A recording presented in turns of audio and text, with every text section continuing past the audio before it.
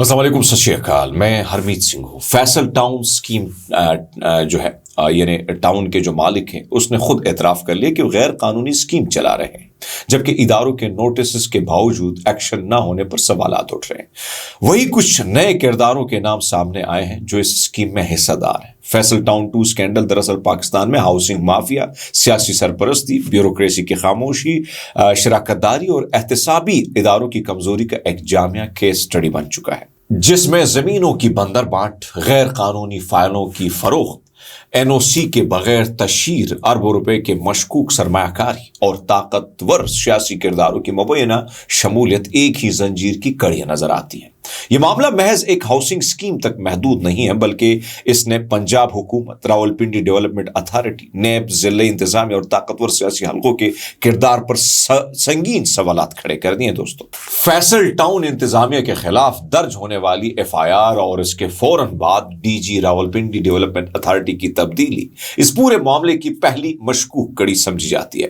یہ سوال اپنی جگہ انتہائی اہم ہے کہ جب ایک اعلیٰ سرکاری افسر غیر قانونی ہاؤسنگ اسکیم کے خلاف قانونی کارروائی کا آغاز کرے تو اسے اچانک کیوں تبدیل کر دیا جاتا ہے؟ سرکاری ذرائع کے مطابق فیصل ٹاؤن انتظامیہ کے خلاف FIR کا اندراج ایک مضبوط قانونی بنیاد پر کیا گیا، جس میں NOC کے بغیر زمینوں کی خرید و فروخت، تشہیر اور ترقیاتی سرگرمیوں کو واضح طور پر قانون شکنی جو ہے قرار دیا گیا تھا۔ مگر اس کارروائی کے بعد DGRDA کی جو فوری تبدیلی ہے اس سے تاثر کو یعنی تقویت دی کہ معاملہ عام نہیں ہے بلکہ طاقتور ہاتھوں کی مداخلت سے دبایا گیا ہے۔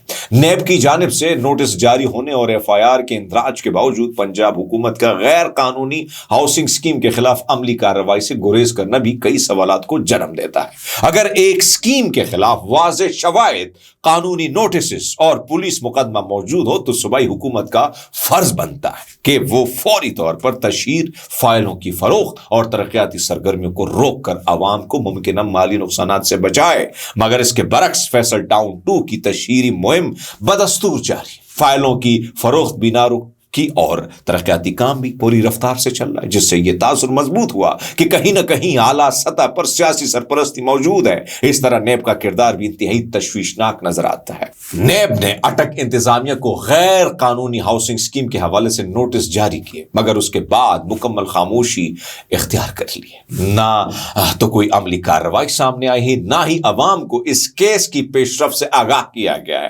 نیب جیسے ادارے کی خاموشی اس سوال کو جنم دیتی ہے کہ آیا طاقتور حلقوں کے دباؤ کے تحت تحقیقات کو سد خانے کی نظر کیوں کیا گیا ہے، یا پھر یہ معاملہ فائلوں کے انبار میں دب کر رہ جائے گا۔ فیصل ٹاؤن کے مالک چودھری عبدالمجید کا اسلام آباد چیمبر آف کامرس میں خطاب اس کیس کا ایک نہایت اہم اور فیصلہ کن پہلو ہے، جہاں انہوں نے خود اپنی زبان سے اس بات کا اعتراف کیا کہ فیصل ٹاؤن 2 کے پاس تاحال NOC موجود نہیں۔ یہ اعتراف بذات خود ایک بڑا ثبوت ہے کہ NOC کے بغیر ہزاروں فائلیں فروخت کی گئیں، اربوں روپے اکٹھے کی گئے اور عوام کو ایک غیر قانونی منصوبے میں سرمایہ کاری پر اکسایا گیا۔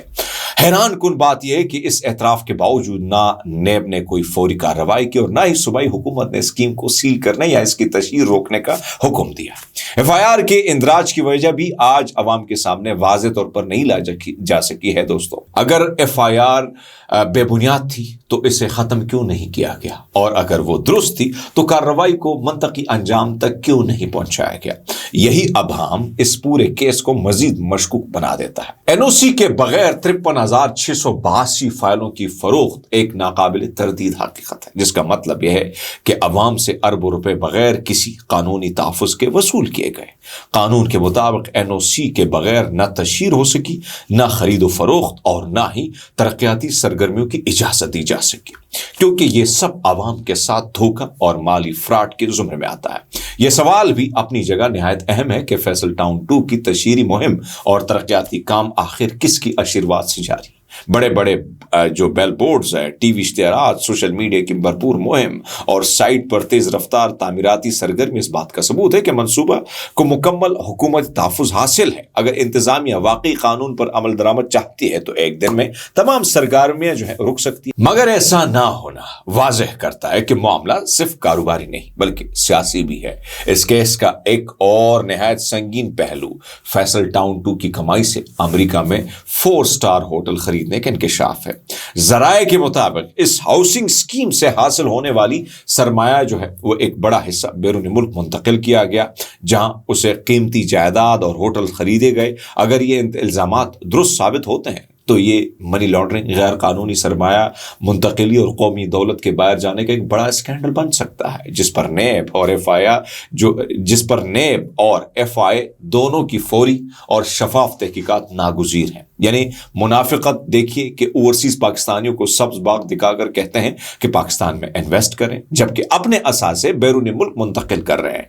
فیصل ٹاؤن انتظامیہ کا یہ دعویٰ ہے کہ ان کے پاس 1 لاکھ کنال زمین موجود ہے اور وہ اس کو ڈیولپ کر رہے ہیں۔ بذات خود قانونی حیثیت کا حامل جو ہے نہیں ہے جب تک این او سی موجود نہ ہو۔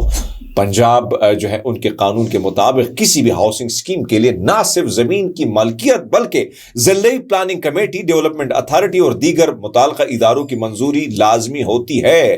راولپنڈی اور اٹک کی ڈسٹرکٹ کمیٹی کی رپورٹ کے مطابق اگلے 20 سال تک ان اضلاع میں ہاؤسنگ کی ضرورت پوری ہیں اور کسی جو ہے دوستوں نئی اسکیم کی گنجائش موجود نہیں ہے، جس کا مطلب ہے کہ فیصل ٹاؤن 2 کو قانونی این او سی ملنا عملاً ناممکن ہے۔ اس کے باوجود اسکیم کا اجرا اور فائلوں کی فروخت قانون کی کھلی خلاف ورزی، دنیا بھر میں میونسپل قوانین کے تحت نئی ہاؤسنگ اسکیموں کی منظوری، آبادی میں جو اضافہ ہے، شہری ضروریات اور انفراسٹرکچر کی صلاحیت کو مد نظر رکھ کر دی جاتی تاکہ بے ہنگم شہری پھیلاؤ، ماحولیاتی تباہی اور بنیادی سہولیات کے بحران سے بچا جا سکے۔ مگر فیصل ٹاؤن 2 کے معاملے میں ان تمام اصولوں کو یکسر نظر انداز کیا گیا ہے، جو اس بات کی طرف اشارہ کرتا ہے کہ قانون کو طاقت اور سرمایہ کے بل پر رون دیا گیا۔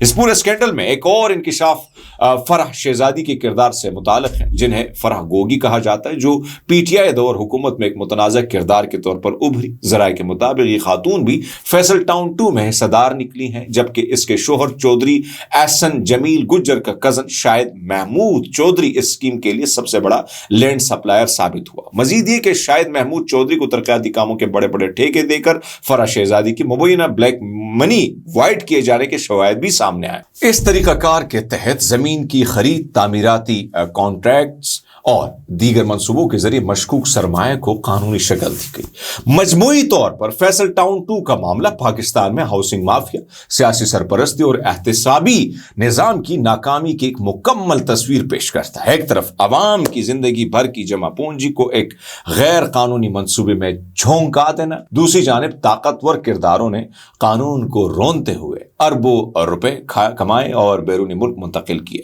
نیب، صوبائی حکومت اور متعلقہ اداروں کی خاموشی نے اس تاثر کو مزید مضبوط کیا ہے کہ پاکستان میں قانون کمزور، طاقتور، بے خوف۔ اس کیس کو اگر دیکھا جائے، ایک آزاد، شفاف اور غیر جانبدار عدالتی یا پارلیمان یعنی جو کمیشن ہے اس کے ذریعے اس کی مکمل تحقیقات کرائی جانا بہت ضروری ہے تاکہ طے ہو سکے کہ این او سی کے بغیر فائلوں کی فروخت کی اجازت کس نے دی، D G R D A کو کیوں تبدیل کیا گیا، نیب کیوں خاموش رہا اور سیاسی اثر رسوخ کس حد تک استعمال ہوا۔ اگر ایسا نہ کیا گیا تو یہ اسکینڈل بھی درجنوں دیگر مالی اسکینڈل کی طرح وقت کی گرد میں دب کر رہ جائے گا، جبکہ عوام ایک بار پھر اپنی جمع پونجی سے ہاتھ دھو بیٹھیں گے۔